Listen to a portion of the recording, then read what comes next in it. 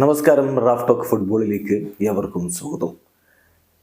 Argentina team world cup ക്വാളിഫയറിൽ 1-ാം സ്ഥാനത്ത് കുതിക്കുകയാണ്. പക്ഷേ ഈ മാസത്തെ മത്സരങ്ങൾക്കായിട്ട് പ്രഖ്യാപിച്ച സ്ക്വാഡിൽ ചില മാറ്റങ്ങൾ വരുത്തേണ്ടി വന്നിരിക്കുന്നു. പരിക്ക് അവരെയും വലയ്ക്കുന്നു. ബ്രസീലിന് പരിക്ക് പറ്റി ടീമിൽ മാറ്റങ്ങൾ വരുത്തേണ്ട ദുരവസ്ഥയുണ്ടായി. നമ്മളത് വിശദീകരിച്ചു. ഒരു സൂപ്പർ താരങ്ങൾ തന്നെ പുറത്താണ്. വിനി ജൂനിയർ അടക്കമുള്ളവർ പുറത്താണ്.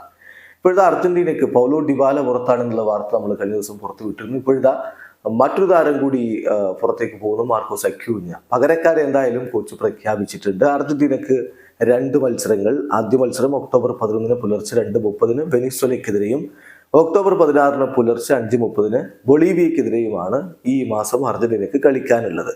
ആ മത്സരങ്ങൾക്കുള്ള സ്ക്വാഡിലേക്ക് ലിയോ മെസ്സി തിരികെ എത്തി എന്നുള്ളതിന്റെ ആശ്വാസവും സന്തോഷവും ആരാധകർക്ക് ഇങ്ങനെ ആഘോഷിക്കാൻ ആവേശത്തോടു കൂടി നിൽക്കുന്ന ഘട്ടത്തിലാണ് ഡിബാലയുടെ പുറത്തുപോക്ക്, ഇപ്പോൾ അക്യൂനയുടെ പുറത്തുപോക്ക്.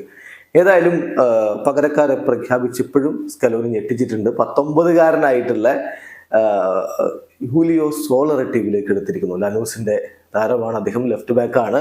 അദ്ദേഹത്തെയാണ് ഇപ്പോൾ മാർക്കോസ് അക്യൂഞ്ഞയ്ക്ക് പകരം സ്ക്വാഡിലേക്ക് വിളിക്കുന്നത്. അതോടൊപ്പം തന്നെ ഫെക്കുണ്ടോ ബുനനാറ്റയെ ടീമിലേക്ക് എടുത്തിട്ടുണ്ട്. അങ്ങനെയുള്ള റീപ്ലേസ്മെന്റുകളാണ് ഇപ്പോൾ നടത്തിയിരിക്കുന്നത്. എന്തായാലും അർജന്റീന ടീമിന്റെ ക്യാമ്പിലേക്ക് ഓൾറെഡി താരങ്ങൾ ജോയിൻ ചെയ്ത് തുടങ്ങിയിട്ടുണ്ട് എന്നുള്ളത് ശ്രദ്ധേയമായ കാര്യമാണ്. നമ്മൾ ഇന്റർനാഷണൽ ബ്രേക്കിലേക്ക് എത്തിക്കഴിഞ്ഞു. സോ താരങ്ങൾ അവരുടെ ദേശീയ ടീമിന്റെ ക്യാമ്പുകളിലേക്ക് എത്തിക്കൊണ്ടിരിക്കുകയാണ്.